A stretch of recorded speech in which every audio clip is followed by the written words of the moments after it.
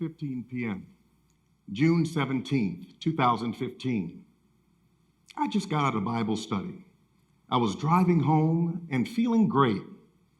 The telephone rings. It's Jennifer Pinckney. She never calls.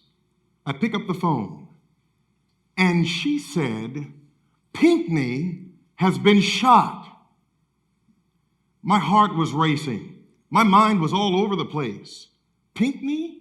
Shot? She then said, "I need you to come to Charleston now." I made a quick U-turn, drove from Georgetown to Charleston in record time to where Jennifer, one of her daughters, and the family members of victims were at the embassy suites. Once I found them, they grabbed hold of me and they never let me go. They were shaking and completely silent. Jennifer did not want to speak. There were no words. We sat there in silence for hours until we were called into a room by the coroner. That was the start of a new journey for me. A few days after the tragedy at Mother Emanuel AME Church, there was a call for survivors, family members of victims, and the community at large to come together to join in an effort to create a project that would strengthen relationships in our community, particularly between the police and the communities they serve. Since I lost a loved one in that tragedy, I felt a vested interest and a call to participate in that project. Now, let me tell you, I was very skeptical at first because of the historic tensions that exist in our nation between the police and people of color. Even I experienced such tensions in 1994 when Susan Smith, a white woman in upstate South Carolina, claimed that a black man carjacked her children in her car and drove them in a lake, creating a statewide manhunt.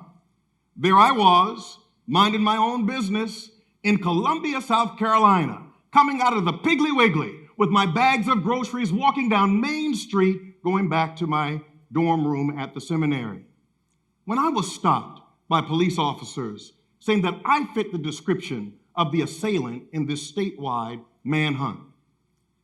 This type of profiling just did not occur with me on that day on the streets of Columbia, South Carolina in 1994.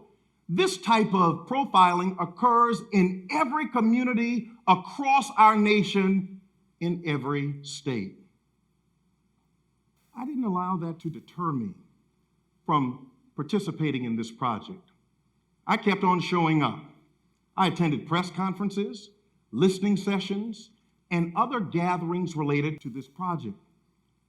They had my attention.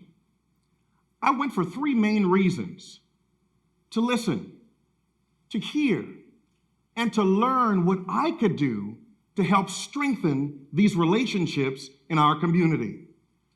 And I did learn something that transformed my thinking, that public safety is everybody's responsibility, not just the police. Even though I had this aha moment, I just didn't jump on the bandwagon of this project right away. I had to deal with all the stuff in my head that created a mindset of resistance to the police. In the 1980s, I listened to rap groups like NWA with a social conscious message aimed toward young black men who were being harassed and brutalized by the police. In fact, young black men in America were 21 more times likely to be shot and killed by the police than young white men. Relations and tensions were so bad in America between the police and the black community that NWA's message not to trust the police not only resonated with young black men in America, it resonated with the whole black community, creating a culture of resistance, distrust, and skepticism towards the police that exists even today. With all that in my head, I still persevered. I stuck with the project for 3.5 years. I guess it was the process through which I used to work through my grief. After all, it was through this tragedy that I was able to see, feel, and experience police officers as real people who cared, had compassion, and had empathy with me at my most vulnerable moment in my life. Because of these deep relationships, I committed myself to this project. I was so committed to the project that 11 months ago, they made me the project leader. Can you imagine that? Me, somebody who was highly skeptical of the police, now leading the entire project to strengthen the relationship between the police and the communities they serve. I considered that to be a high honor. But that honor was soon put to the test. 1 month with me being in this new position, 2 tragic deaths that occurred in a community that was vulnerable and not welcoming or accepting of the police. I knew that through the use of this project, that somehow we could then create an opportunity to use this project as a bridge to strengthen this community. I believed in this so much that I thought that this was the opportunity for this community that was vulnerable, that needed the police the most, to experience the compassion, the love, and the empathy of the police. Now, we got together and we had a different kind of listening session in this community. Certainly, it was not the traditional sort of listening sessions where we were sitting around tables, but it was this sort of listening session that enabled the police and the community to come together to strengthen their communities. Now, this didn't happen right away.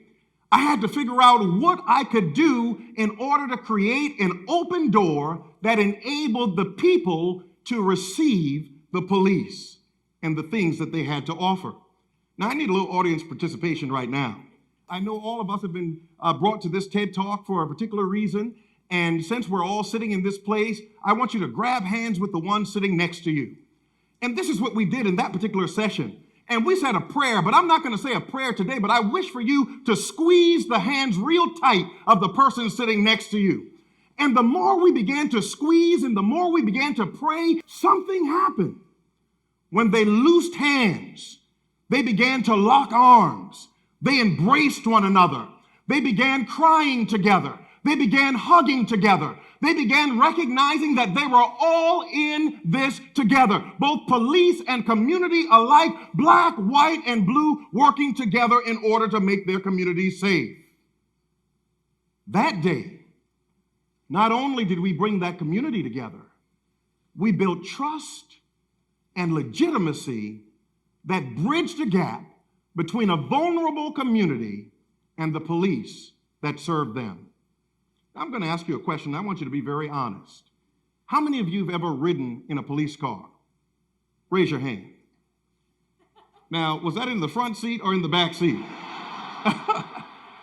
Now, you can be honest with me if you wanted to say this, but this community became so engaged after this particular listening session that they wanted to do something more to partner with the police. So they decided that they were going to do ride-alongs with the police so that they could ride in the front seat and not the back seat. And let me tell you what they experienced. They learned that the police actually do more while they're on duty than they ever thought. They gained a new appreciation for the police. In fact, at the end of those ride-along sessions, not only did they thank the police, they respected the police. Here's what I want you to do when you leave here today. This is my challenge to you. Just as I had to change my mindset surrounding the police, based on listening to that foolishness coming from NWA, talking about how we ought to resist the police, and other rap artists talking about how 911 is a joke in our town. I invite you to accept the fact that public safety is everybody's responsibility, including yours. Number 2, interact with a police officer. When you walk outside this door today, thank the officer on the outside of the hall today. Do a ride-along in the front seat of the police cruiser, walking in the shoes of the police officer. And lastly, trust the police. After all, they're citizens too.